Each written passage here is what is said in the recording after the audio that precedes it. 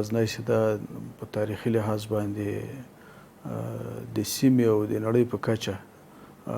د تاریخي میراثونو زانګو ده، بلکې د اسلامي تمدن ثقافت د پایتخت په نوم خپل حیثیت غوره کړی ده. نو په دغه اساس باندې د دې ایجاب کوي چې موږ غزني ته ډېره توجه وکړو. هلته د باباجي په نامه باندې یو جومات و، هغه مو مرقد و هلته. نو د د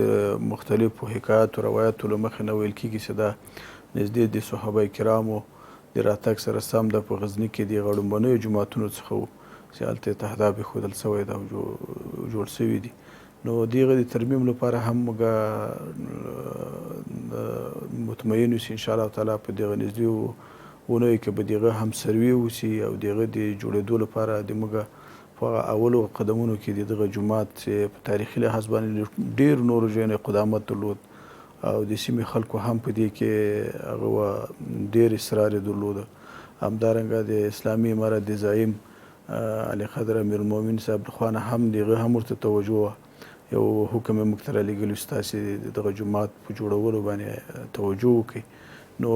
موږ په اول قدم کې انشاءالله تعالی په دغه څو اونیو کې به په هغه باندې کار شروع کړو او داسې قدم په قدم به په نورو برخو کې هم ګام اخلو.